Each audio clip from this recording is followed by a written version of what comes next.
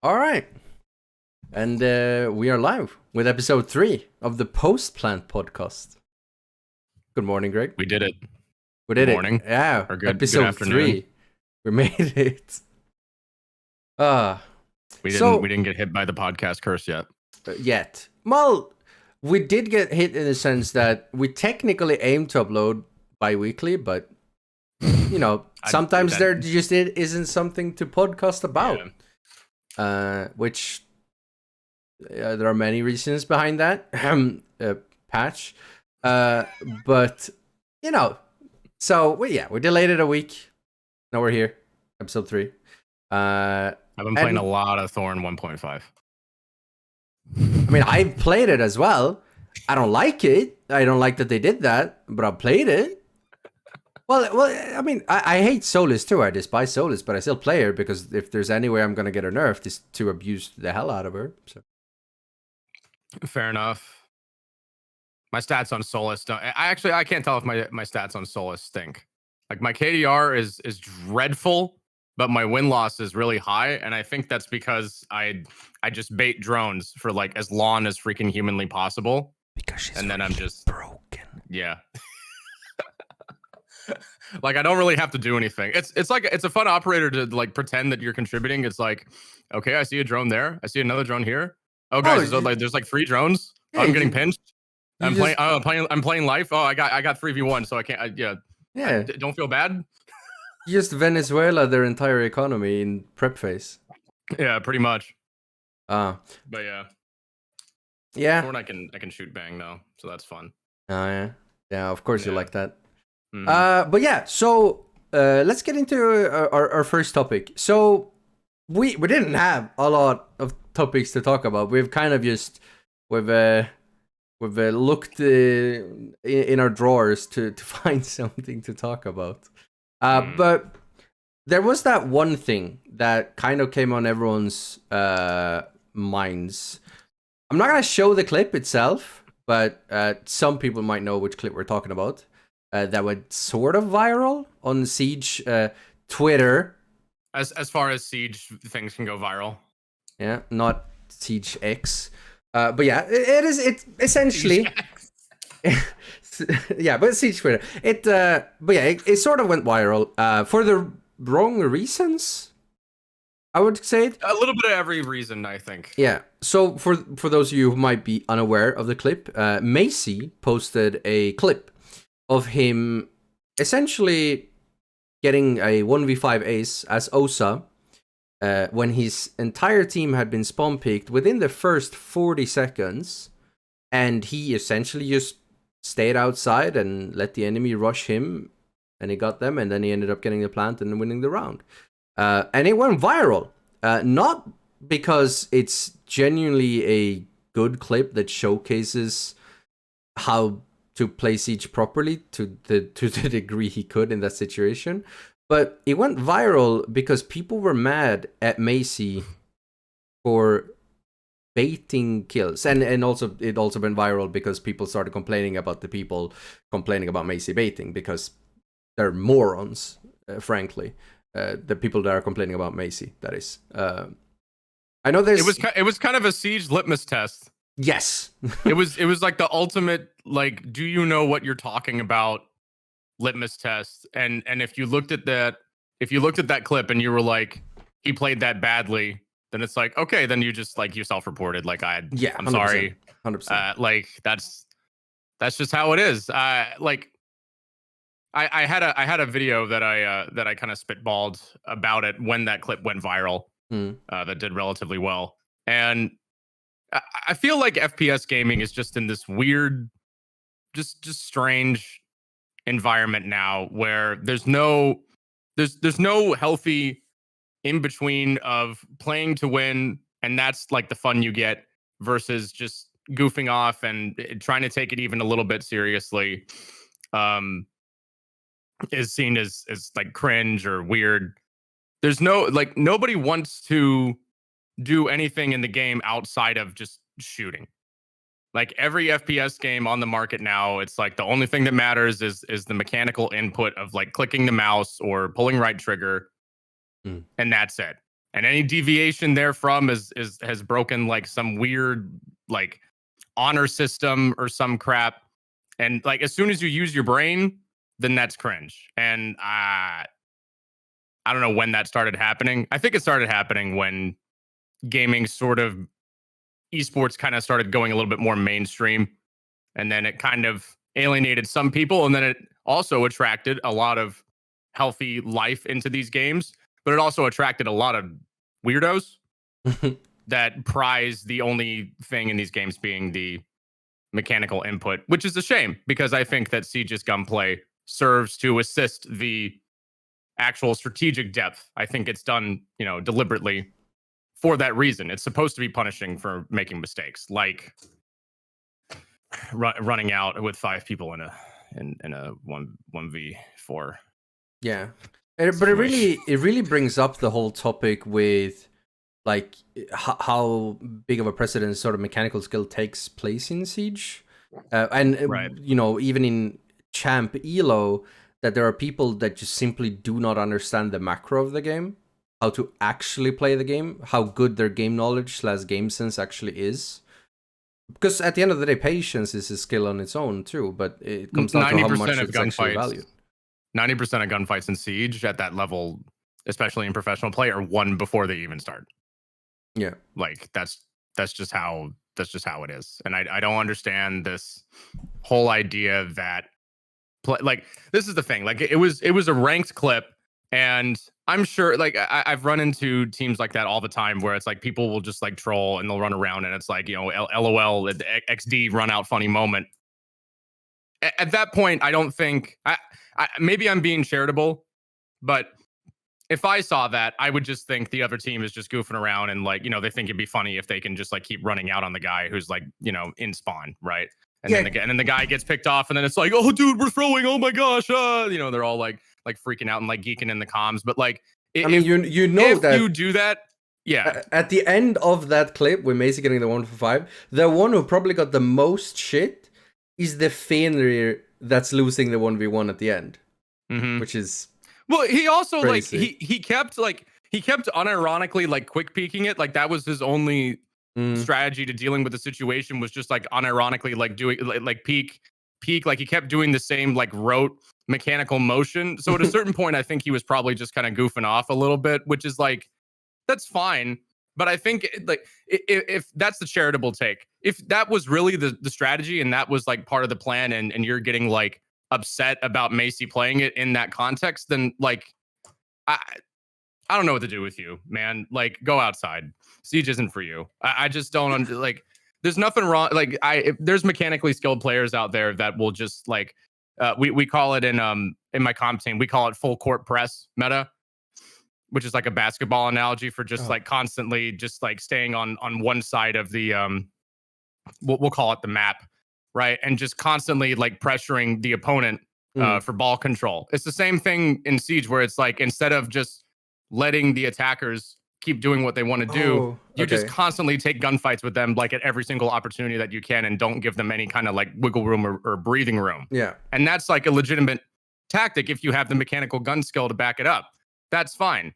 But if Macy has a read, then he's going to take advantage of that. And I don't understand. Like, it's a very, very strange way to talk about game mechanics, because we're not talking about the game mechanics anymore. We're talking about the way that the player interfaces with the mechanics. Yes. And that's not the same thing as talking about the game. That's a completely separate conversation.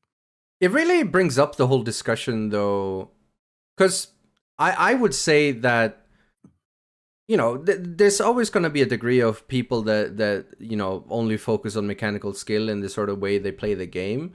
But I never really noticed it. I heard people talk about it sort of in my community and such, and obviously I've seen, Macy talk about it, and Macy tends to solo queue a lot. But I never really noticed it because I tend to mostly play in a 5-stack whenever I can. I don't solo queue. Yeah, I avoid randoms like the plague, actually. Smart. But it really brought up to me like how big of a problem it actually is. And like, again, there's always going to be people that are sort of gravitate towards your next fragger of the month type beat, but man, like after seeing Macy's experience and sort of looking at other, it's really crazy of where like the state or ranked has actually gotten. And I'm not saying that in sort of like a rank 2.0 sense either. I've always kind of been against solo queue in general, but lately it seems like it's gotten really quite bad. And again, I don't think that's a rank 2.0 thing, knowing how rank 2.0 works. Rank 2.0 suddenly doesn't make everyone a brain dead monkey. They always were. Right. But I think it's such an interesting topic because it is a huge issue in solo queue, I would say. Like looking into it from the like the outside in, it looks horrible, like awful. But playing 5-stack and also coming up playing against people that attempt this style of play, I don't feel like it's as much of an issue. I mean, it's not necessarily fun to play against, but it's easily shut downable with the right stuff, I guess it really boils down to. But I can see how, like, if you know you're playing solo queue, which most people probably do, they don't necessarily have a stack for whatever reason that may be. You know, it's not gonna be a good experience. Like I can yeah, it's not gonna be good. Yeah. There's so many components to Siege that don't have anything to do with taking a 1v1 gunfight. So many things. And you're not going to know that if the only competition you have and the only teammates that you get are people who just ignore every single other aspect that gives them anything in the way of the path of least resistance. And it's a game design 101 thing that you have to sort of, at a certain point, it's a balancing act, and you can only do so much, right? Like you can bring a horse to a drone spot, but you're not going to make them use it, right? I had a really fun analogy that I got to make, because I was talking about it on stream before, because I made a review of Siege like a year ago, and I ended up reviewing my own review now a year later, sort of where I felt like the game has improved, where it has not improved, balancing. But and then we sort of started talking about TDM meta, and then I had one guy that came into my chat saying like how it's essentially a non-issue because I play in a 5-stack, and I said I don't personally feel like TDM meta is an issue, but I can tell that it's an issue for people that solo queue and such. And he basically said that it's like, oh, but if I'm having fun doing it, then it's fine. And that's not really how you can look at it from a game design perspective. At the end of the day, it's very important that everyone in the lobby actually enjoys the game. At the end of the day, that's, you know, the business side of things. If 9 out of 10 players don't have fun, it doesn't matter what the 1 out of 10 players think.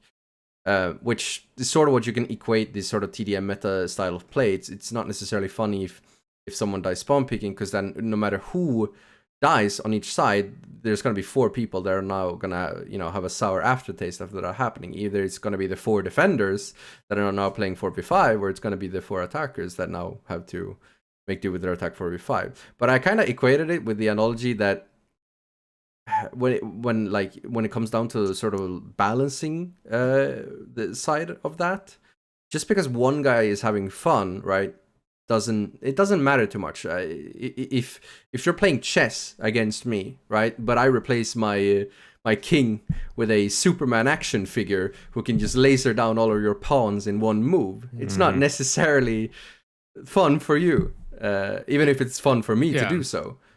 Fighting isn't just about the punch. It's not about having a really, really strong strike. It's about footwork. It's about timing.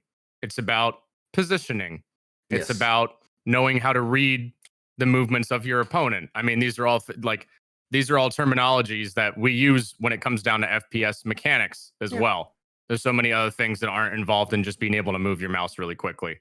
And if you don't really play a lot of FPS games, I think that Siege is very unforgiving in that aspect, because it's one-shot headshot and the T2K is so quick. That's why they adjusted the game to the point that they have, where a lot of the like cheese movement has been drastically reduced over the course of several years, which a lot of people claim has ruined the game.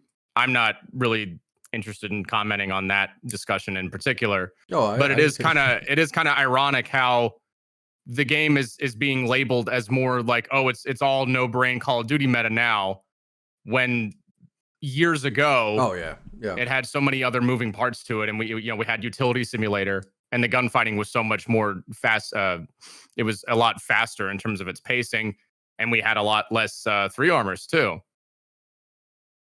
I think for me, it really boils down to like, I mean, I've always felt like, you know, where we've sort of, I mean, obviously there's been people that have sort of disliked the, you know, slowing down of the game, whether it's through the leaning or the actual speed of operators, or the nerf to the angled grip ADS speed, which most people have probably forgotten even happened by now, but it's, you know, it's there. Yeah. Stuff like those have been really good, because at the end of the day, from a developer's point of view, there's an intended vision of the game, right? And the intended vision of Siege isn't about this sort of arcadey style of attack just shooter running in and clicking heads. You are supposed to use your utility in order to gain an advantage. And if a majority of the people, if the most effective tactic available goes away with that and doesn't actually do that, then you've sort of failed at envisioning the game from a developer's point of view. And you can, and players can say that they find that fun or whatnot or something, but that's, there comes a point where that isn't necessarily the relevant thing, because at the end of the day, there's a vision that you want to deliver to the players, and that you want to deliver to, you know, potential new players as well. And from the outside in, looking into Siege, then a lot of people, you know, let's just hypothetically say we have Bill, you know, tuning into Macy's stream, wanting to check, I've never seen Siege before, wants to check out, you know, what kind of game it is. He's not going to stay for very long, right? He might not even check out the game himself, because from the outside in, the game does not look like what's being promised. It doesn't look like a tactical shooter where utility plays a big part. It looks like Call of Duty S&D with some destruction sprinkled in, maybe. If some people actually do play vertical. A lot of TDM meta players don't tend to do that. They just tend to walk down the stairs and start fragging out. And that gives the game a bad rep and hurts getting new players in. But also, there are existing players that, you know, aren't happy with how the current game feels like with the vision that has been provided them. And for a lot of reasons, a lot of people, you know, might not necessarily like the visuals. That one I can kind of agree that has been wishy-washy over the years. But also, yeah, the gameplay itself, like people, there are a majority, I would say, of players that want the game to feel tactical, to feel methodical, to feel strategical. That doesn't necessarily mean the game has to be slow and dumb. But that is usually a good course of action that at least to a degree helps envision that. The game had a big overlap with a lot of like milsim guys, like Arma players and Insurgency players, like year 1, year 2. And I think that probably the most amount of fun I had playing in ranked was solo queuing around year 1, and everybody talked. Everybody was super talkative, and I also noticed that there was a very significant age difference too. I think that the tactical cop and military kind of aesthetic, obviously reviving a really you know, a relatively older Tom Clancy license, brought a lot of people back into the scene that had kind of, you know, put the gaming rig away for a while, and we had no idea what the hell we were doing. I mean, like we stunk. We were it was kind of like a cop LARP, you know, like 4 guys stacked on a doorway. It's like, all right, everybody go in on 3, 1, 2. But like it was fun, right? And people were, you know, communicating, and like no one really knew how to like shoot worth a crap, and nobody did it. Like if you use the words like refrag, trade, pinch, and all these other, you know, terminologies that you commonly find in like competitive shooters, like if you used any of those terms, no one would have had any clue what the heck you were talking about. But there was still like an effort being made, right? And now I don't like. I think people are just so impatient now. Yeah. I don't know what they want out of the game. Like, I get it. It's, you know, the audience has moved in a different direction relatively recently. We pushed the heck out of the esports scene for a long time. But now it's like, okay, like, do you want to play Call of Duty or do you want to play Siege? And honestly, Keeney, I don't know what Siege players want. I've spent, you know, 8 years in this gig, and I couldn't tell you. I couldn't tell you if they want to play a more you know, deliberate, kind of thoughtful kind of game, or if they want to play something a little bit more fast paced. I truly don't know.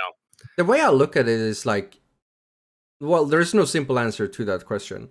I would say that the issue here is that over the course of the years, and with how slow this was actually managed, I would say that they only really started scaling that fast-paced type of play down in sort of year 4-ish. Ember Rise. Yeah.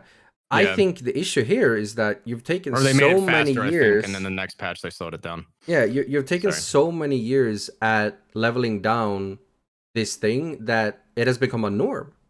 And there's a lot of players that have come to the game and that have played this game this way, that, you know, that has become the community. So that it makes it a big difficult thing with, because you look at this from so many angles, right? Like, you have a player base that likes to play the game, which vision-wise is the wrong way. But then you kind of come into the whole, you know, business side of things. Is like, do we appeal to what I guess could be a majority of people, but they're not playing the game the way it's supposed to, and that's giving the game a bad rep to the... I wouldn't say it's a majority. I would say, if anything, it's the reason why skill-based matchmaking is such a contentious topic. It's like, what do you want, like, good mechanically skilled players to do? Do you want them to just, like, not have good FPS fundamentals? Like, that you can't nerf FPS fundamental skill. It's like, yeah, and sort of further on building on what I said, it also goes down into, well, we're getting again into the business side of things. What do we want to prioritize? Do we want to prioritize having a larger player base, which, you know, Siege had around year 4, year 5, right? Where we, you know, I think we peaked at like Siege almost peaked at 200,000 top players, not average. Average is always, I think the highest average we ever had was like 80, 90 something. Yeah. You know, do we want to maximize player count, maximize profits? Or do we actually want to emphasize what the game is supposed to be at the cost of losing a large part of the player base that don't like that want to play it like a Call of Duty? So that then it really was. I've sort of talked about that before. Whenever people throw Steam numbers around, that, you know, there's always a context that matters here. I would say that personally, I'm enjoying the game itself more now, when we're averaging, you know, 50k right now and growing. Then I enjoyed it back when we were peaking at 200k, because back then the game was very run and gunny and such, and that just wasn't fun necessarily. I feel like I'm a better FPS player now than I was 8 years ago. And whenever and not even in terms of like mechanical things, just in terms of my like game knowledge and like knowing what to do and when to do it and decision making skills.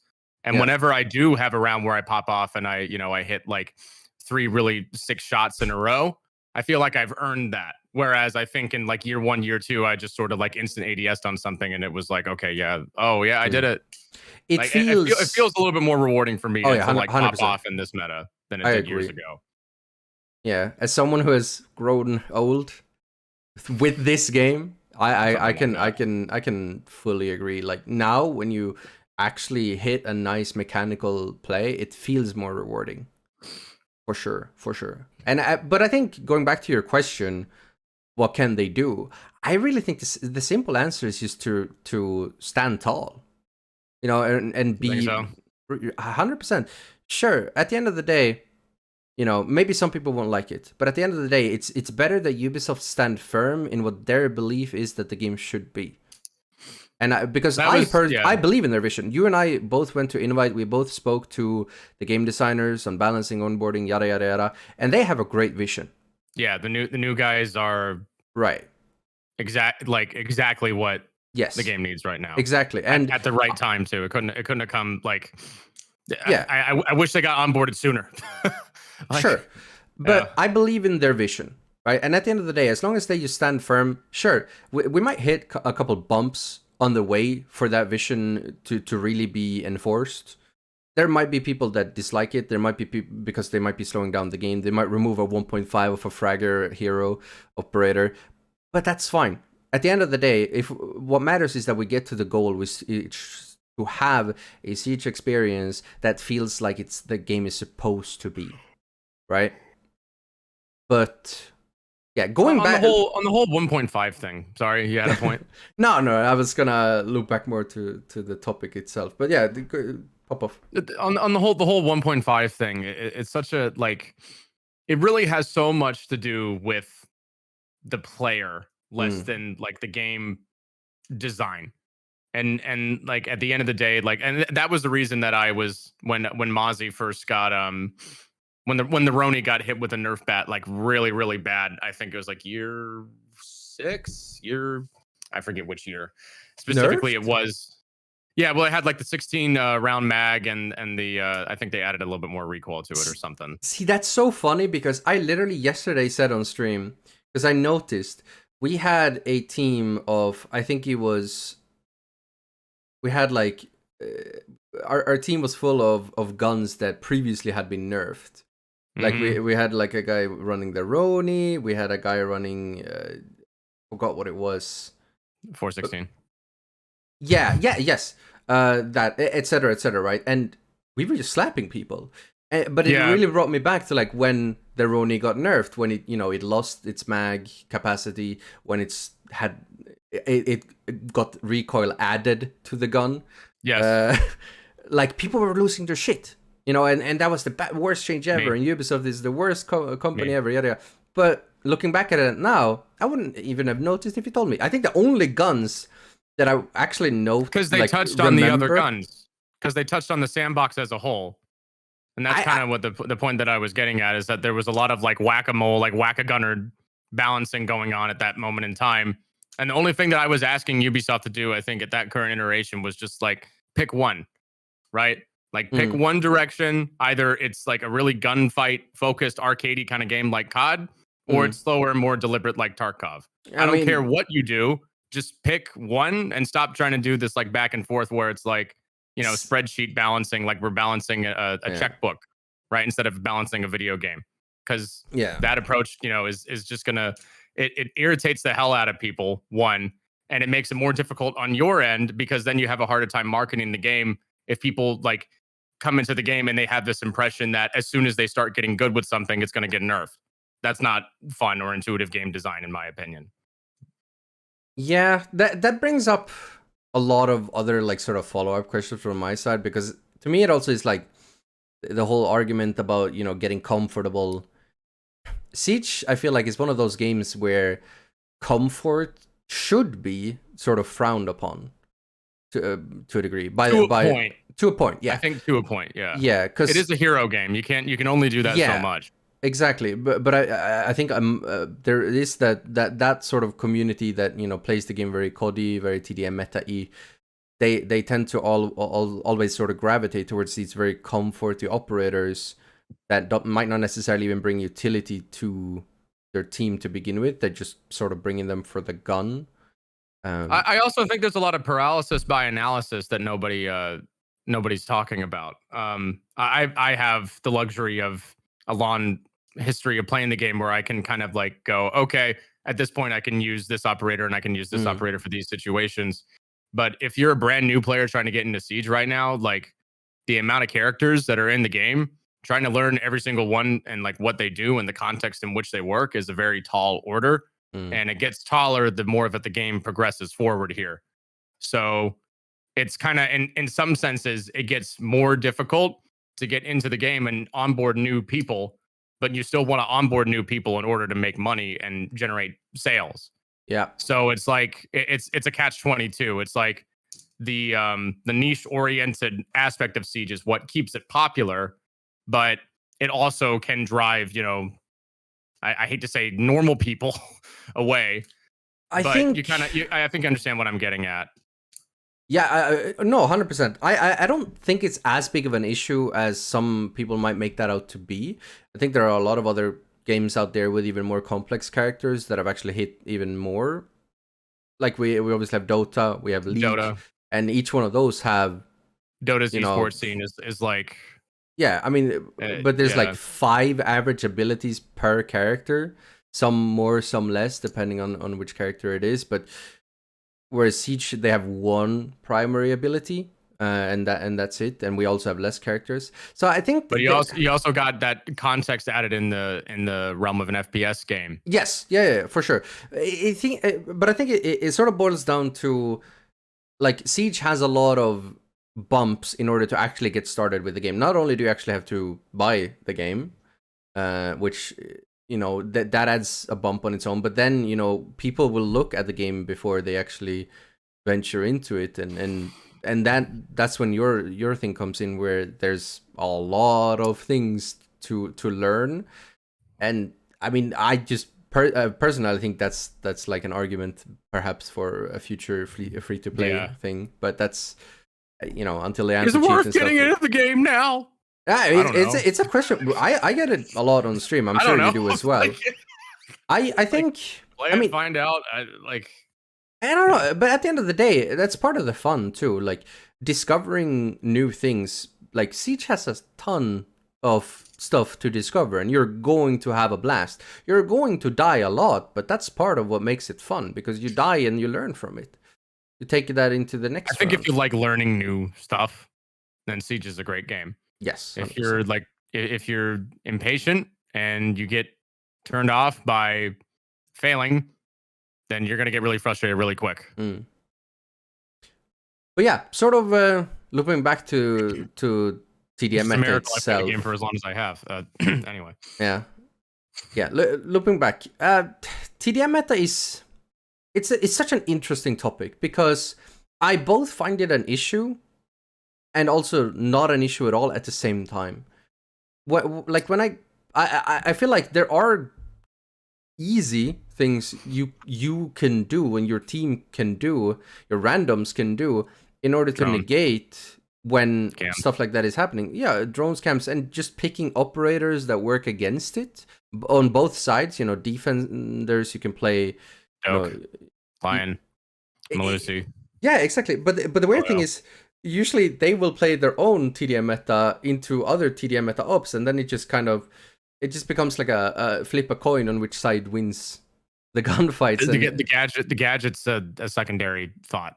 Yeah, if it even comes up at all. I mean, I've seen Wardens, like, well, I'm sure you've seen clips of this on Twitter. They're hilarious. Wardens get flashed and they don't even use the glasses, and I'm like, Warden. This represents everything that people are frustrated with. Yeah, like right there. I mean, there's no really, because it's such a simple input, man. All it takes is just like a little bit more, like, just pay attention. That's it. And like, it shows how seriously you're taking it. That's what makes it so frustrating with a lot of these e-jocks that like only focus on the like they wanted to be jocks, but they were nerds. So then they played video games 24 hours and then pretended that they were jocks anyway. The nerd co-optive jock culture aside, like they focus so much on the shooty bit, and then ignore how everything else over here helps them with the shooty bit. So then they get mad at other people for not shooting as good as them, but then they can't shoot. It's so they're not odd. playing the game. It's so odd because, again, it comes down to like the thing I would say about the TDM meta isn't that it's not the most like effective tactic available. Yeah, it's just the most prevalent tactic available, and it's so weird because if you genuinely wanted to win more games. Yeah, exactly. But if you genuinely wanted to win more games, if you genuinely wanted to win more gunfights, you would not play these operators that are at the very front of the current game right now, you wouldn't necessarily play Warden. You wouldn't necessarily play Thorn or whatever. You would play.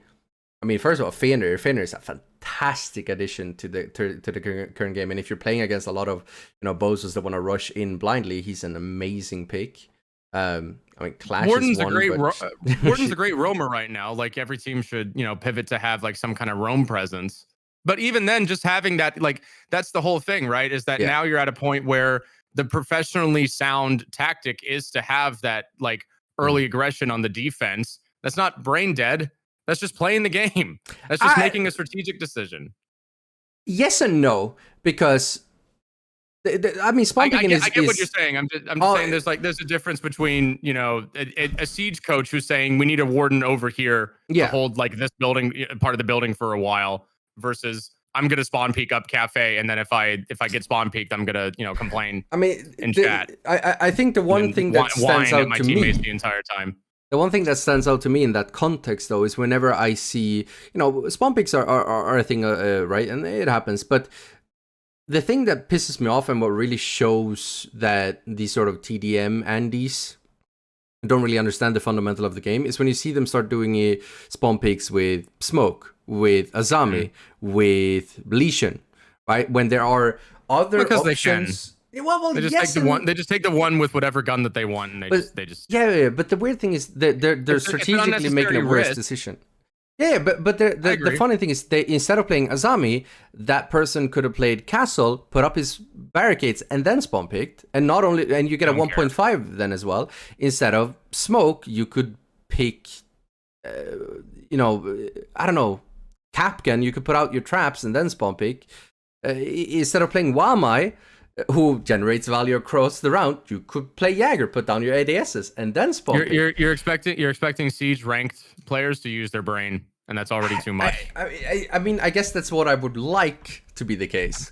Especially, I mean, sure, if these were things that happen. I think it's just the nature of every comp shooter on the market. Yeah, but the issue here is that if it happened in gold, I wouldn't give a shit, because I would expect gold and below to make bad macro decisions.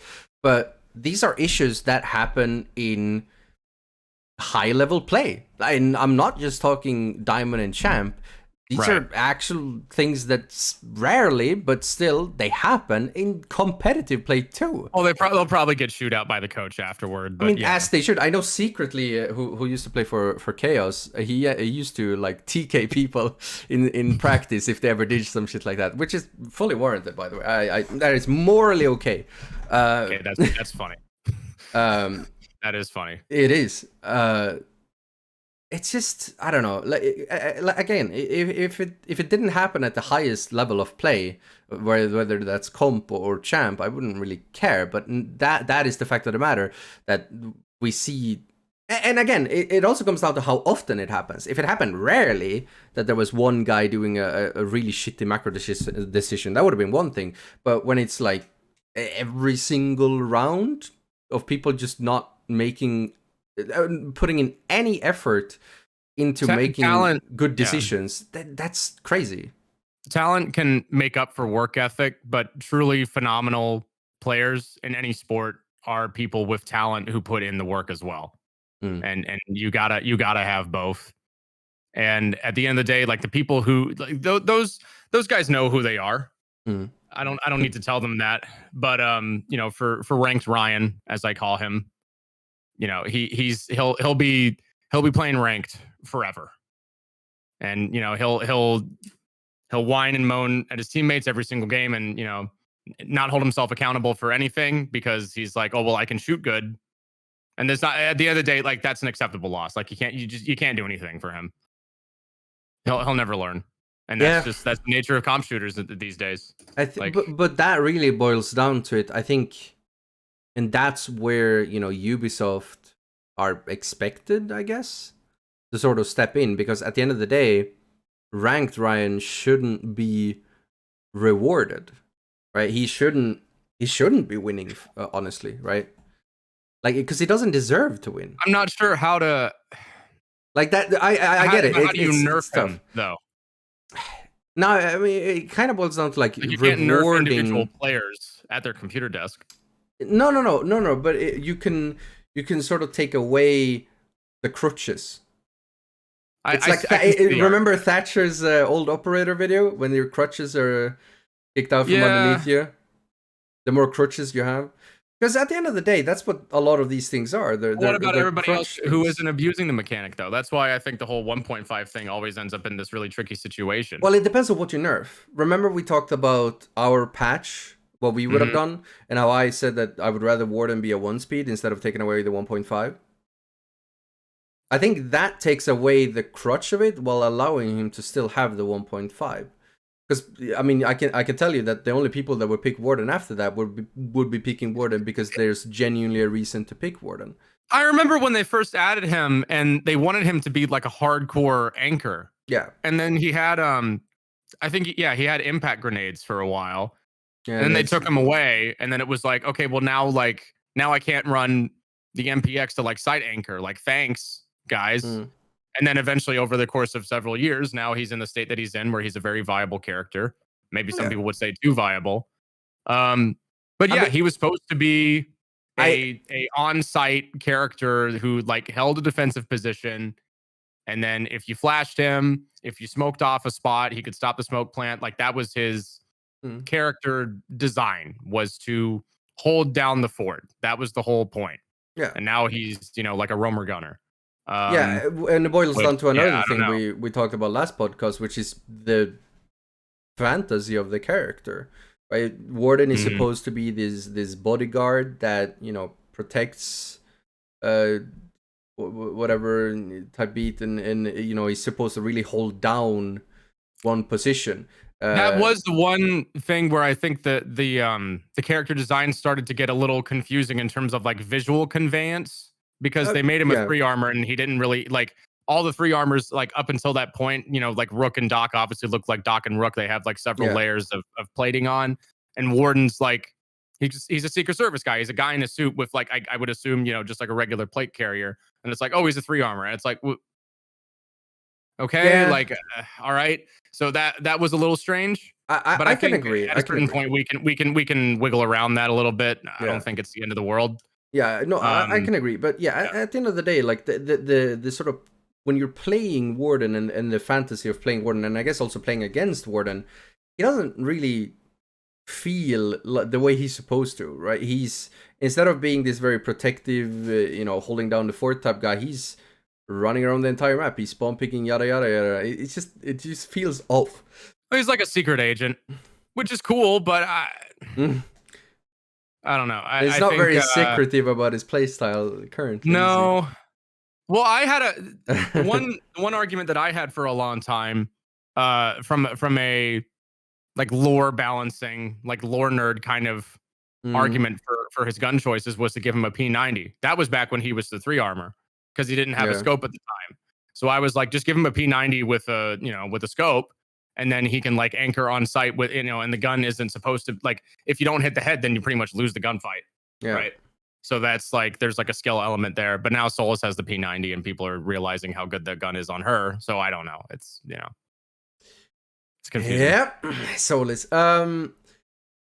Anyways, but yeah, I think when it really comes down to, I'm gonna try to segue out of this topic, but I feel like the whole thing with the TDM, I mean, I'm obviously on the side that I want Ubisoft to really envision Siege and emphasize their vision of the game.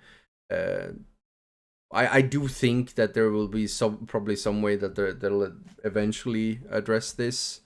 Probably season 3, which, like I touched on before, is the season where they tend to sort of really address issues that have built up over the course of the year, which I still wish they did more often, but they don't. But I guess we'll see. At the end of the day, the only reason I call it the TDM meta is because that is the topic. I don't necessarily think it is the most effective tactic available. Again, it's what people gravitate towards low effort. And there are good ways to shut that down, which we'll touch on a bit later in the next topic. But yes, yeah, it's. I think Video Game Donkey had a great point in a video he made talking about Overwatch a long time ago, where he was like, The game like expects an unrealistic amount of teamwork from people who are like losers, right? And just they don't want to work together, right? They want to, do the bare minimum and be able to get some kind of return on it. And I don't think the problem is unique to Overwatch. I think like every I don't know, the older I get, okay, the older I get, it's like every tac shooter is just, you start to realize like, oh wait, yeah, this is a hobby like primarily enjoyed by teenagers, and teenagers, happen to be like some of the most annoying human beings on planet Earth. So like, then you're just gonna get into, some, I don't know. I had a tweet a lot. Sorry, an not X. a tweet anymore. An X. I had an X about this because I was playing Valorant the other day. Yeah, horrible mistake. And I was like, I just any arguing with the randoms, any kind, any like attitude or what, it's just like, oh, okay, like scoreboard mute instantly. I can't do it anymore. I can't do it. I'm just not. Yeah. What I wish for is that when I look at a lot of these 5v5 team-based games, whether it's Siege, CSGO, Valorant, or even League of Legends or Dota, right? Is that we're looking at this, and it's always like solo queue, duo queue, that sort of gets glorified in every single aspect. And then one thing that we don't have in games like, say, whether it's I mean, hell, 1v1 games or even 2v2 games, is that the modes are played as intended in those games. You're playing 1v1 because that is the intended mode. But when we're playing 5v5, we're not necessarily playing 5v5. We get those moments where we're playing 4v6 because we coin flipped a bad teammate or whatnot. And that's always going to be an issue. That's not something that, as a developer, you can fix. That's just the nature of these games. You have that sort of feel that we're like 40% of games you're gonna win no matter what you do, 40% of games you're gonna lose no matter what you do, and those like the last 20% is the games that you can actually directly impact the outcome, and that always feels kind of bad. And I always had this like very, very hot take, I guess it is, but it shouldn't be a hot take, that I would prefer it if these 5v5 team-based games, they had like a sort of unranked-ish solo/duo mode where you could sort of you could play, right? And you could maybe get some sort of or reward for it. But I feel like the actual like let's take Siege for an example. We should have a sort of ranked solo duo where it's dedicated towards like playing the game essentially, and you could get a visual rank that sort of represents it. However, I think that the actual mode that should be generating you the charms, the card backgrounds, and the alpha packs, that should be its own queue that is dedicated to 5 stacks. And I agree. The issue that a lot of people raise is that, oh, but how would I get a 5 stack? I also think that these games should actually give... I think it would encourage people to 5 stack more, wouldn't it? Yes, but I do think that the games should also have proper tools to scout players in the client itself, right? You should be able to sign up and say like, I'm looking for a team, I'm looking for guys to play with, and teams should be able to scout you and actually recruit you. And we've seen this to a degree in League of Legends, where they have, I think it's bi-monthly, they have a thing called the Clash tournaments, which are basically in-game tournaments where you either squad up with 5 friends or you sign up as a free agent, and someone can scout you and they can put you on a team, and then you play against teams. Valorant Premiere. It's basically the same system. I mean, it's Riot, both of them, and that is genuinely one of the best ways to experience, and nets you some of the highest rewards in the games, as it should be. I get that it's not something that you're going to be able to do every single day, right? And I think that's where people have a lot of issue with this take, is that it becomes a hobby. I mean, at a certain point, it becomes a hobby. Yeah. And any hobby that you do, I'm getting into 40K right now. I'm doing it on Tabletop Simulator. Yeah. And if I play against another one of my friends who just got into it like I did, the game is a lot more competitive. When I play against my friend who is playing one of the top rated armies right now and has been playing for like 6 years, I get my ass kicked. And that's not like, I'm not mad about the game or the game design, but like I'm, I've been playing games long enough to know when I know where I am outclassed and I am outmatched. Yeah. And for a lot of things with Siege, it's very difficult to tell what you need to work on and what you need to improve on.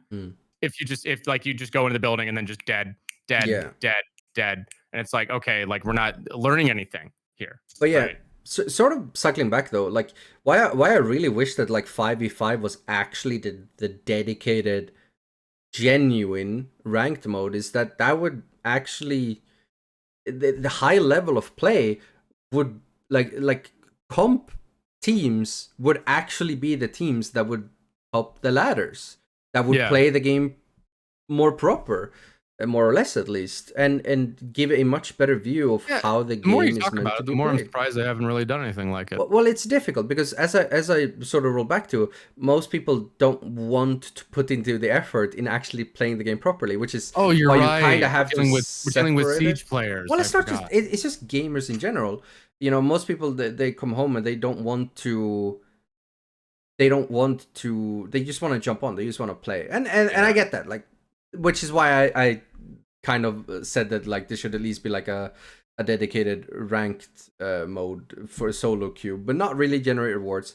But the thing is, I kind of equate the whole idea of having like this sort of 5v5, maybe like what League does bi-monthly ranked 5v5 modes, as if you ever play World of Warcraft and you get together with your friends and you actually plan out like, okay, on Saturday we're gonna go through this dungeon, on Saturday we're gonna raid, and you get together with the boys and you actually plan together these events. And I genuinely feel like the experience of playing ranked 5v5, where you've actually planned out that you're gonna be playing, and other people are gonna be playing at the same time, and you're gonna get genuine proper games, like that experience would be so much better. But what we have to do is we would have to sacrifice ranked being more casual friendly, and I'm completely fine with that.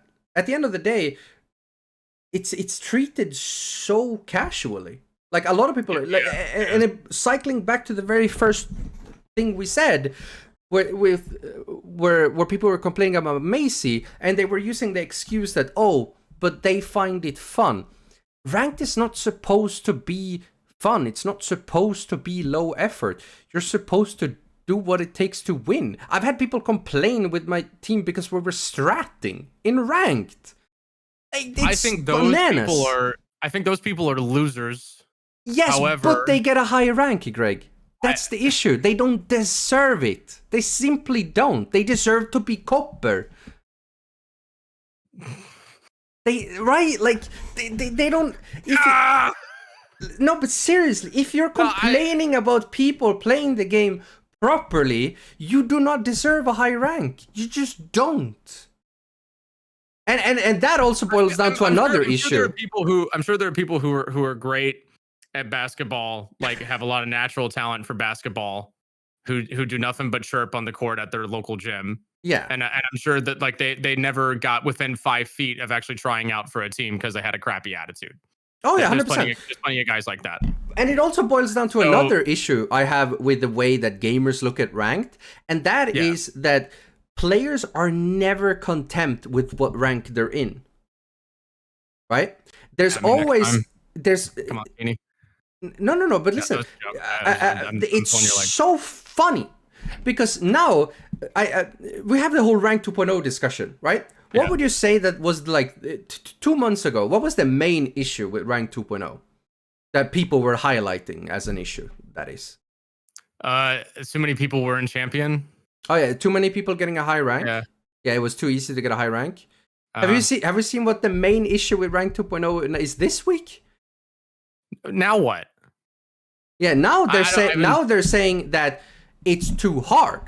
Now they're saying that like, I'm gaining, Yeah, they are. I can pull up a varsity tweet that says, hang on. Okay, sorry, your thing is gonna be. Oh no!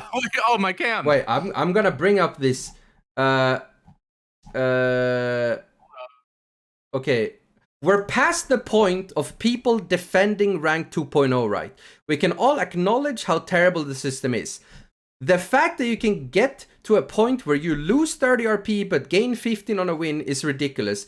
Imagine having 66% win rate and still not being able to rank up. Might have to reset You guys asked for this! You guys said that ranked 2.0 was a battle pass that anyone could get champion. You asked for them to make it more difficult, and when they made it more difficult, you are crying about it. Y'all asked for this. Siege moment. Like it's. Have you seen the meme? Have you seen the meme? It's like, don't mess with us Siege players. We'll complain about everything. It's just. It's true. Like. It's just the amount of hypocrisy that is in this. The other one is the whole like, oh, ranked doesn't mean anything in rank 2.0, which to be fair, dude, it doesn't. I agree with them. Look at me. I hit purple plat for the first time, and I was so proud of myself. I was like, I finally did it, and it was during commanding force, and it was like, well, it's rank 2.0, it doesn't count. And then I was like, but y'all just said that like everyone can get the rank. It's like, yeah, well, you should just be able to get the rank. And I'm like, which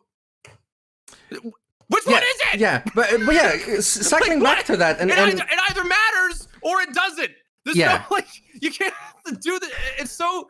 Like, people have prescribed so much. This is why people don't like esports, and it's a shame, because I think esports brings so many interesting, fun things to these game markets.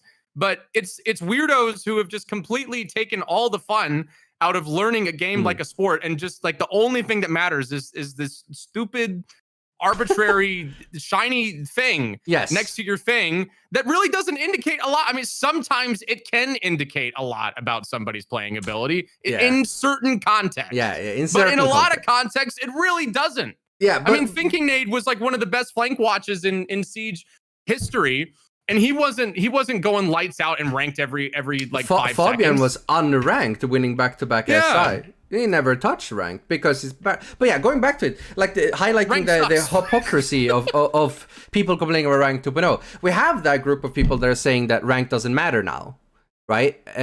Because anyone can get a high rank, yada yada yada. But at the same time, the same people that want to, or at least attempt to highlight this is where rank 2.0, the same people that are saying that rank 2.0 does not mean anything are the same people that are saying that they're mad because, oh, I'm copper, but I'm queued up against champs. No, you're not copper. You're queuing off of your hidden MMR. Your hidden MMR is high enough to meet champion players or emerald players or whatever it may be.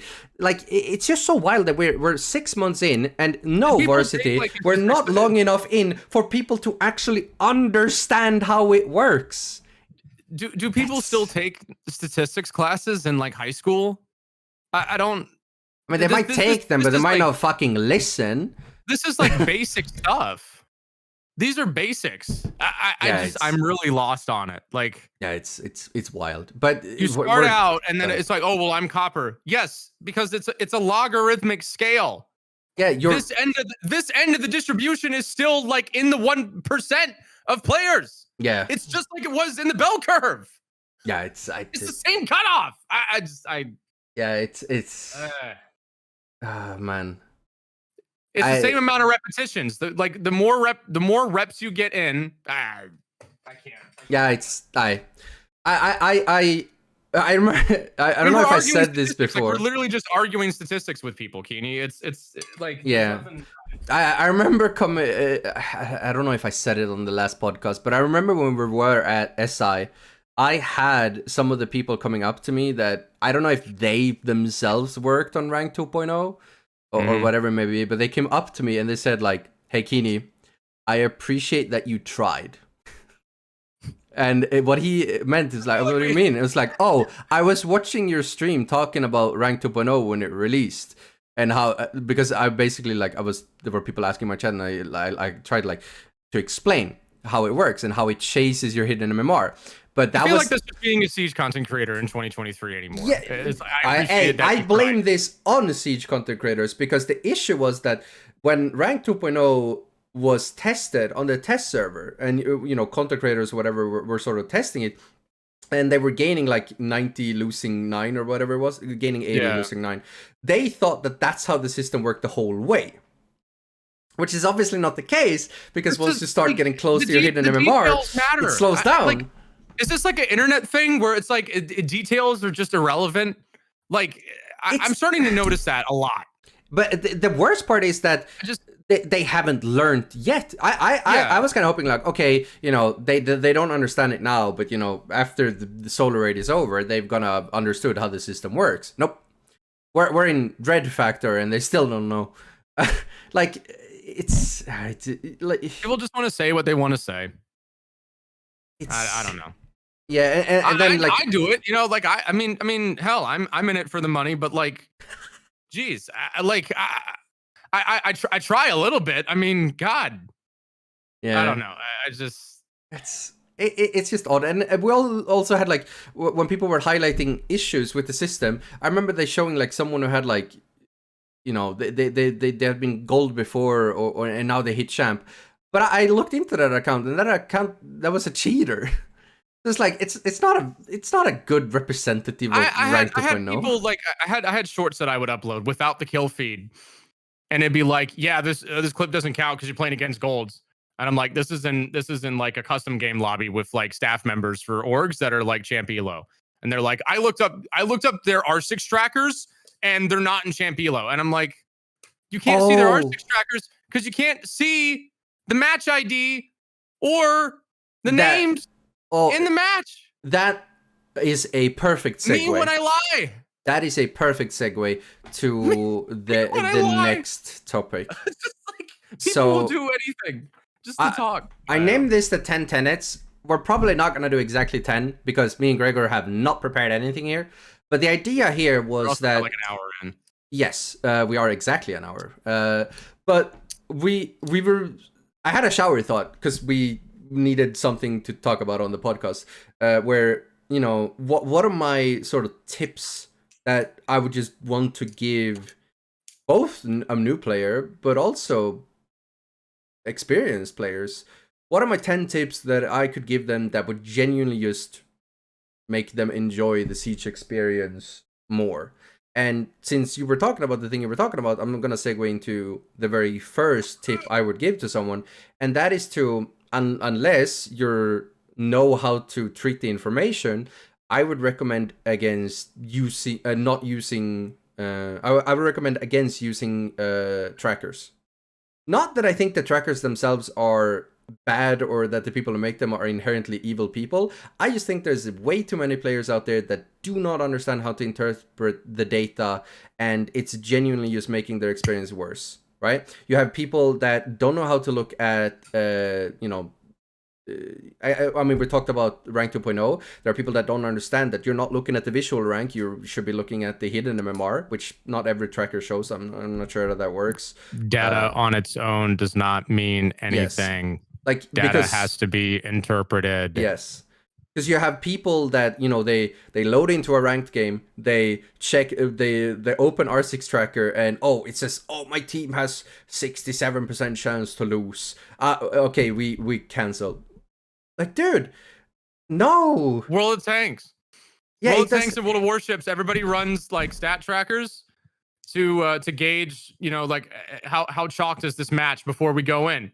And then you'll have people that just won't even play the game. Yeah. So I get to waste 20 minutes of my time because it could have been a winnable game. Yeah. But because we looked at the data going in and this is chalk GG. Yeah. That's great. It's fine. Like now cheaters. I'm wasting 10, 15 minutes out of my day. Yeah. Because nobody can give a crap. Yeah, it's fine if you use them to like try to like identify a cheater. That's fine. But again, it comes down to if you actually have the mental capacity to use an a tracker and actually know what to do with the information. Because at the end of the day, there's a reason why Ubisoft removed the ability from being able to see your enemy's ranks, to see your enemy's KD, your teammates rank and KD too, because it also comes down to a toxicity thing. You have people that use these trackers for malicious use. They identify someone's KD and they start shit-talking them, even though KD doesn't really mean that much, or whether it's rank. Like, I had a guy I solo queued for some god-awful reason. I solo queued one game this season, and that game I got a person in my team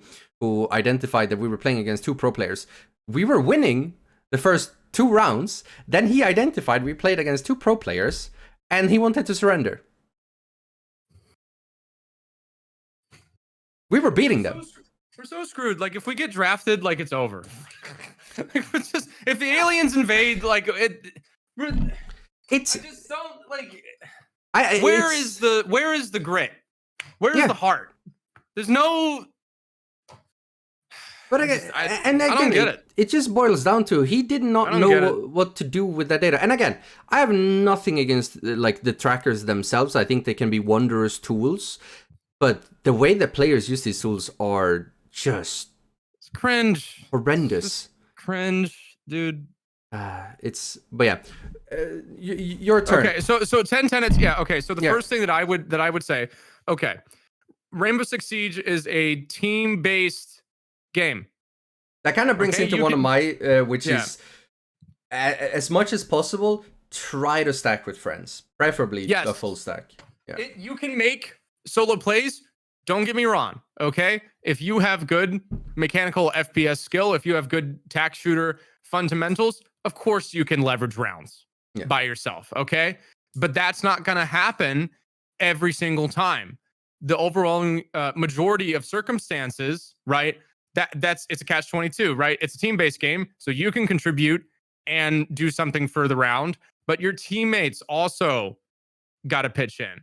So focus on you and focus on contextualizing your plays within the context of your teammates. I think the best way to get into the game is really just with at least one friend.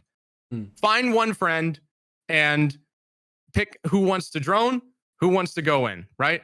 Just practice active droning versus passive droning with like a prep drone that you pre-place. Usually, like the more aggressive, we would call them entry frag in gamer terms. I know that might confuse some people watching. I'm being facetious, of course.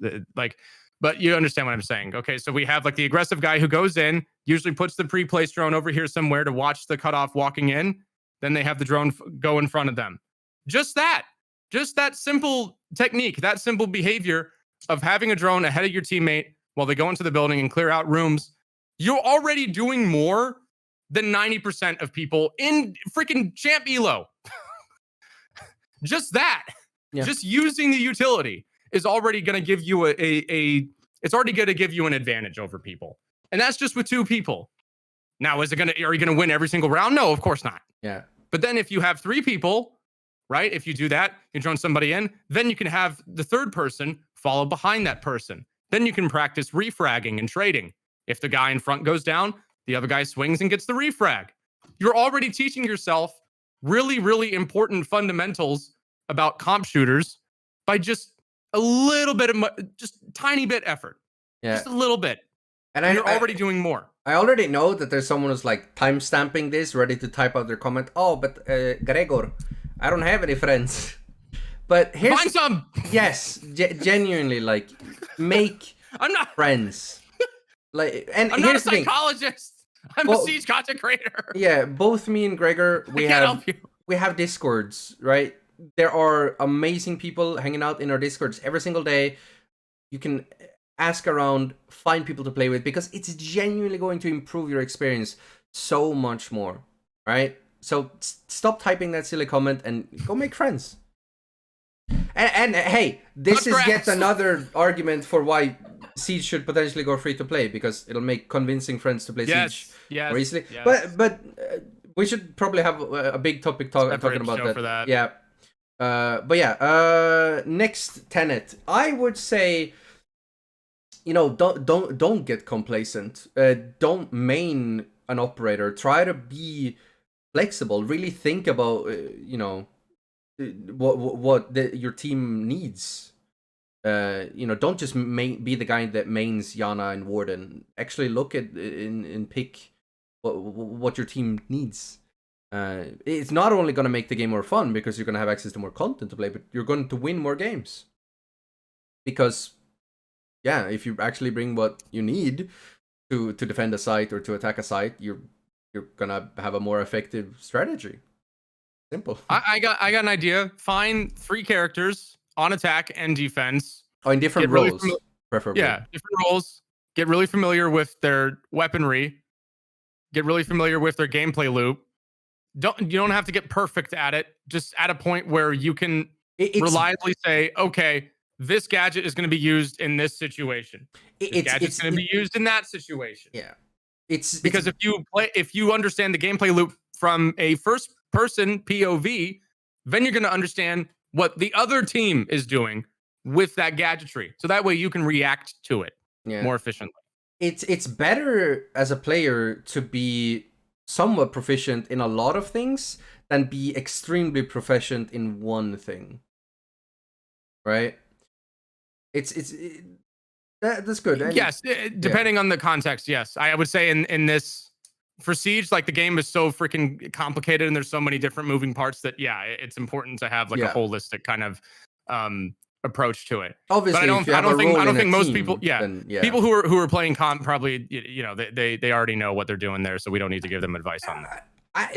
I would say even then, like, there are moments where I look at comp teams where had they actually been comfortable with certain repicks or whatnot, then they could have come out on top a lot more often. I guess that's true.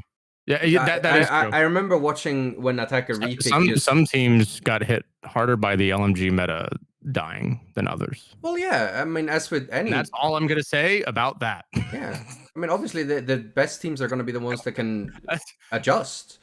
But I remember when attacker repick was just introduced, you had teams that were not good at it. You didn't have... Yeah.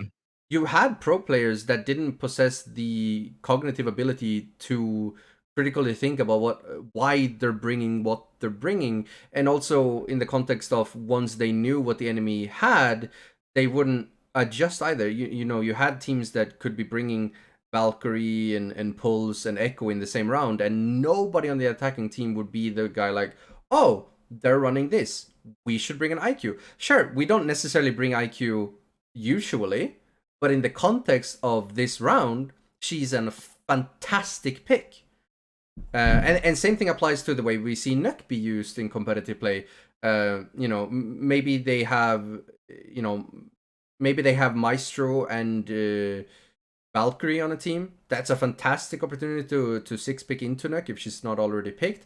But on the other hand, if they don't bring these operators, then Nuck can kind of be a semi. It's really rare. Pick. It's really rare for characters in this game to be bad 100% of the time. Yeah, I don't think there's a single character in Siege that is bad all of the time. I think there are characters that are bad in some more situations than others. Yes, but I like all the time. No, I think there's always going to be at least one strat, one like niche case scenario where an operator can get some mileage, and that's okay, because that's like, to your point, that's the power fantasy of Siege in a way as well. Like, let's not forget, the whole like vibe of this game and the the marketing approach for it is that this is the most diverse and most involved global crime fighting team on the planet. That's blacker than black in terms of the books, in terms of the bookkeeping. And they have every single tool in their toolbox for whatever kind of problem that comes up. And that doesn't mean that everything is going to get used 100% of the time, because different tools have different uses, right? Otherwise, they wouldn't be a good tool. Okay, it's very rare for something to be able to be used in just like every single situation. Yeah, that's just not good engineering, blah blah blah. No, I mean, I agree. I just think really thinking about why you're bringing what you bring and why you should bring what you should bring, it really boils down. It's weird seeing they have a Warden. Oh, I'm gonna 6-pick into Ying. It's a problem solving game. It's about finding a solution to a problem. Yeah. Your turn. I would say, because the game's mechanics are so punishing in terms of the gunfighting, it's really easy to get punished. The reason that it feels like you're getting fried a lot in gunfights, I think, if you're new to the game, and And it's natural for you to think that it just 100% comes down to your mechanical shooting ability. Like you can't shoot. And sometimes there are situations where that does happen, especially in my elo. I'll get into a gunfight where I'm just like, can this guy please stop being better than me at the video game? Like piss off. Right. But that does not happen all of the time, especially in low elo. A lot of the time, it really just comes down to, good positioning and good decisions made by the other team. So working on your mechanics is useful. Don't get me wrong.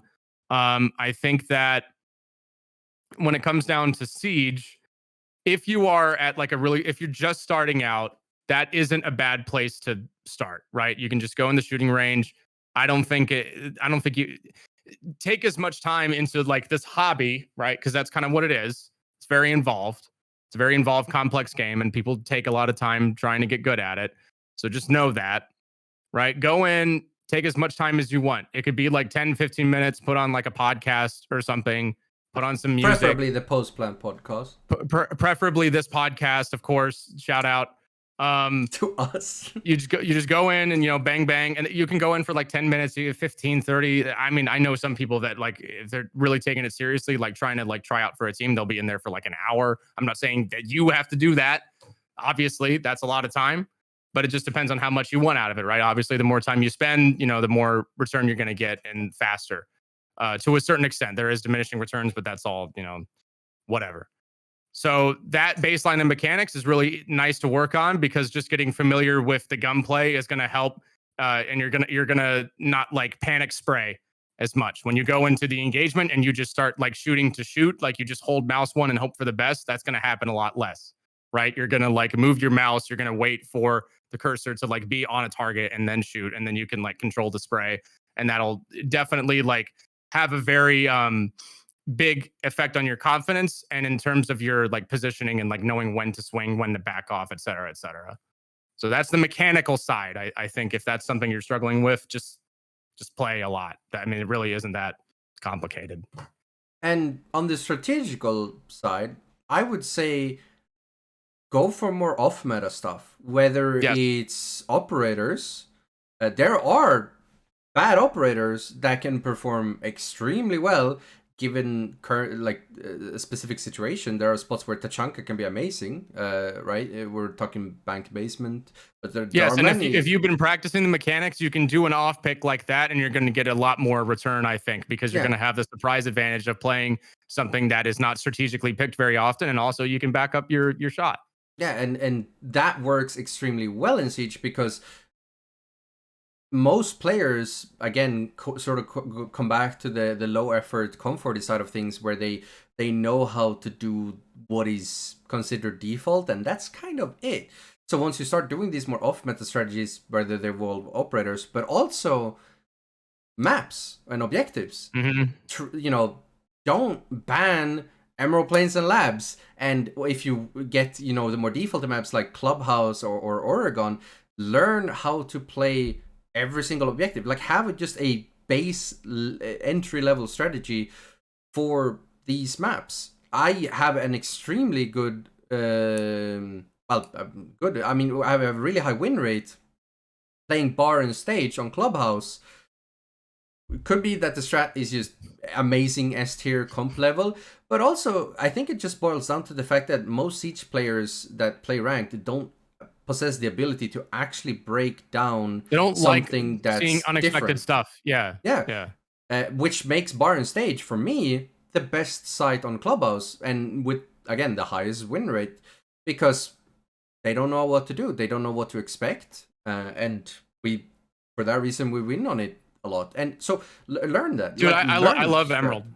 Yeah, everybody hates Emerald. I think Emerald's it's up there for me in terms of like in terms of stratting. I have a lot of like little niche things that I do on that map. I found a new one on Kitchen the other day. It's great. But Labs is amazing as well. But like the thing is, if you actually take the time and learn this, you're going to be rewarded, because you're gonna come up against players who don't take the time, right? That still haven't played Labs to this day, and the moment they queue into their game, they're just gonna write in team chat, "Oh, I don't know this map," and it's a freebie. It We genuinely had is. we had teammates. We were playing ranked the other day, and we had teammates that were so upset about the map ban process that they just like they complained, in team chat about it, and then they just threw for like the rest of the match. And I'm just sitting here. I'm like, It's this so weird behavior. it's the game. Yeah. The game is learning the maps. I don't like. Like I'm not saying that like you have to play on Stadium Bravo. Like I personally am not a huge fan of Bravo, but like if I get on Bravo, I'm not gonna like yell at my team about it. Yeah. Like democracy, bro. Like that. Okay, I might Well, yell at my if I teammates get if coastline, they're I on their if they're will. on their phone. Ugh. If they're on their phone during the ban phase, then I might yell. Yeah. But yeah, I don't know. And even consulate, there's a lot of stuff that I do not like about the new consulate. But I'm not gonna go into. It's growing on me. New con. Is it? Yes. I'm still not a big fan of the maze on the first floor by like Piano Mez. That I'm not big on at all. I think what I like about Emerald Plains Labs and now New Con so much is that I truly feel like the fantasy of Siege is so much more emphasized on these maps. You actually, as an attacker, you have to drone. You have to clear certain parts of the map out before you can really start approaching, and get a plant situation. Like, it genuinely feels like we're playing Siege here. I think kind of the beauty of the old consulate was that it punished you for being inattentive with your droning, and then it rewarded you for being attentive with your droning in the sense that the map was like really linear in that sense. Now I'm kind of like I love what they did with the garage. But yeah, kind of going on a tangent now. But even to your point, like if I do get on consulate, like I'm gonna be like, all right, fine, and then I'm gonna focus up and try to win anyway, right? Like I'm not gonna like let that completely turn the turn the mood around most of the time. I would say this tip also applies to like not only map bans. Like I sometimes ban Oregon and Clubhouse, not because they're bad maps, but because I'm making a strategical decision to take away something that I know that the average Siege players is going to be more comfortable on. And taking them out of their comfort zone gives me a higher chance of winning. And that you've broken the Siege honor code, Keenan. Yeah, you broke the honor code. You're supposed to play on Oregon every single time. That's the arena of champions. You're supposed to only play Oregon and club. And the same thing applies to operator bans. We've been banning Yana and Warden in my stack. Not because Yana is this crazy operator that can kill our entire team. Does your stack play Yana and Warden? No, we banned them. Okay, then that's my point, right? Like, if you're not going to use them, then like, who cares? Like, I mean, sure, there's someone who would play, but at the end of the day, people want to complain about target bans, but it's like, okay, but like, I mean, it's in the game, like you can do it. I mean, it's a tactic. We take the Yana player out of their comfort zone. Now they have to play something else. Maybe they have to play Ashe, but then they also don't have nades, or maybe they go Sledge, but then they have to play a slow character. So and there's a lot of people who want to play Yana who are already fighting to play over her. Now they have to fight about playing something else. Exactly. So that's been another thing. We banned the Warden, and most of the people that we play against don't possess the ability to actually. They just look at it as they ban Warden, but when we look at that. We play Ying, we play Sense. Why do people get mad at Siege players for playing Siege? I don't. It's understand. Crazy. It's crazy. It's like the tools are in the toolbox. It's like how dare you use everything at your disposal to win? What? Yeah, I don't know. Are you okay? I don't know. But that's also the another reason why you actually should do these kinds of bans. Why you should ban the defaultier stuff is that you also start winning the mental warfare, because you're immediately going to have people that are going to be salty about it, that are going to play significantly worse because you've taken them out of their comfort zone. I'm the kind of person who wants to argue with everybody as soon as they start talking smack. So like when I play ranked, I turn it off.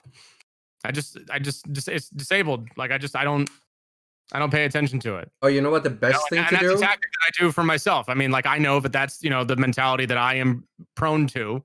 So I just don't put myself in that environment. You know what the best thing to do is to really win the psychological warfare game is to start turning the enemies against each other. That's the best part. Like you have like say you have like an Azami spawn peeking, right, and dies to the spawn peek, and then they end up losing the round, and then you just write like, oh yeah, sorry for your Azami spawn peeking. So you don't have that utility. And then And the I- enemy's like, oh yeah, can you please report her? Like, yeah, we're reporter. We're reporter. Diabolical. And then you see like the next man. round starts and then the Asami gets TK'd. It's like, I'm just turning them against my favorite each the other. other day was on Valorant. We had a Phoenix who had no comms but to just, you know, complain and moan about stuff. And then he had Spike planted, full utility, didn't use any of it on the bomb plant. And then he's like complaining in chat about us. And then I'm like, Phoenix had full util, by the way. And then the other team's like, and the other team's like, bro, Phoenix, shut up.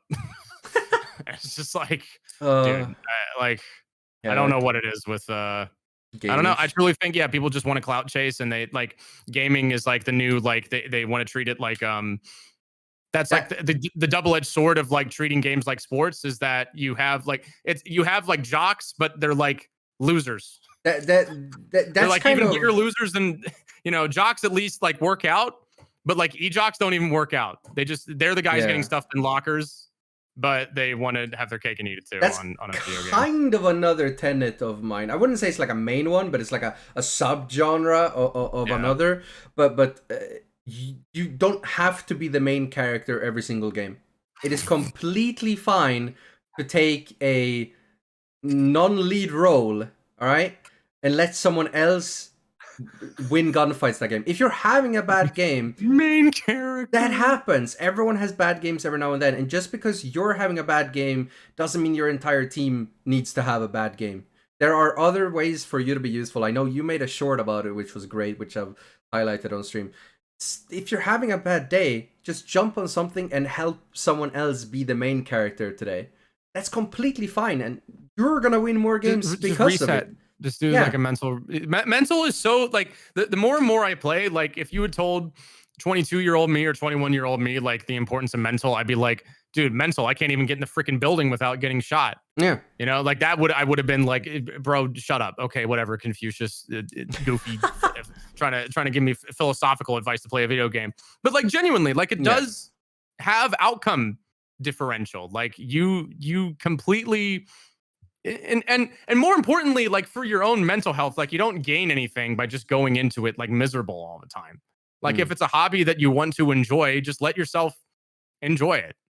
You know, just have fun learning the game, like enjoy the process, right? Like enjoy the process of this complex like problem solving simulator, and you'll learn a little bit about yourself, and you'll learn a lot about other people too, sadly. Yeah, for better or worse. But yeah, like it has so much. It impacts so much of your approach, right? Because then you'll overlook things and you'll start making decisions that will have ramifications that have absolutely nothing to do with just taking a gunfight, right? Sometimes just like stopping a drone, like you put it like in the short that I did, right? Like I had a jammer. Yeah, the jammer's over here, stops the drone. Oh, he doesn't know that I'm here. All right, cool. Free pick. That was all I needed. That's all I needed to do. That pick opened up the round. And we won the game. Yeah. Just one thing. Just one thing. Just a jammer. That's it. That's all I did. Yeah. And that's the beauty of it, right? Again, you don't have to be the guy dropping 11 and 3.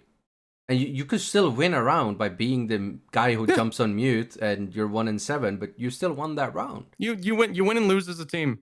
Yeah. At the end of the day, it is a team-based game. All right, do you have one more tenet or something? Because I might need to rush to the store. So end it off with a cherry on top, Mr. Greg. Cherry on top. What's the big tip to enjoy Siege? Chill out.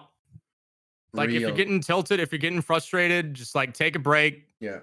Record your game in OBS. Look at the VOD. Watch it back. Don't be afraid to confront your mistakes. And go like, oh, wow, yeah, I could have done that differently, or I could have done this differently, or maybe I should have calmed this. Like, just take a step back, take your ego out of the situation, because it's going to be better for your mental, and it's going to be better for your teammates too. Real. Just chill out.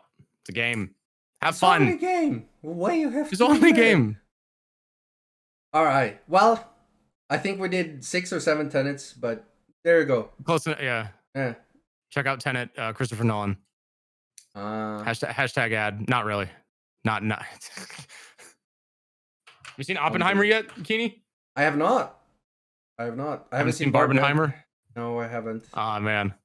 I'm probably gonna go watch them. I don't know if they're here already over here in bumfuck Sweden. They might be. I mean, movies get here later. Okay, they Really? premiere. Yeah. I mean, not by a whole lot. Maybe like a week or two, but still, it takes a minute for them to get here. Well. So I mean, it might be faster nowadays. But back in the day, it was way worse. Back when they actually had to get the films physically to the cinema. It could be. I keep forgetting how far. Yeah, I keep forgetting how far up you are. Like on the latitude. Is it latitude that's the long ways? Yeah, or longitude's down. But yeah, you're pretty high up there on the parallel. Yeah. Yeah, I mean nowadays it's probably digital, so now it probably goes faster. But yeah, back in the day it was horrible. It could take like a month before a movie could come here. And I mean, I live in pretty like rural Sweden as well, so that comes with its own charm, I'm sure. Oh yeah, I do love living here for sure. That's probably like what the hell are these guys talking about? Yeah. Anyways, gonna sign off there. I hope you guys enjoyed watching our episode 3 of the podcast. If you guys have any ideas of stuff to talk about, feel free to drop them down there in the comments. At the end of the day, we're probably gonna have one more podcast before we actually start getting into guests, I think.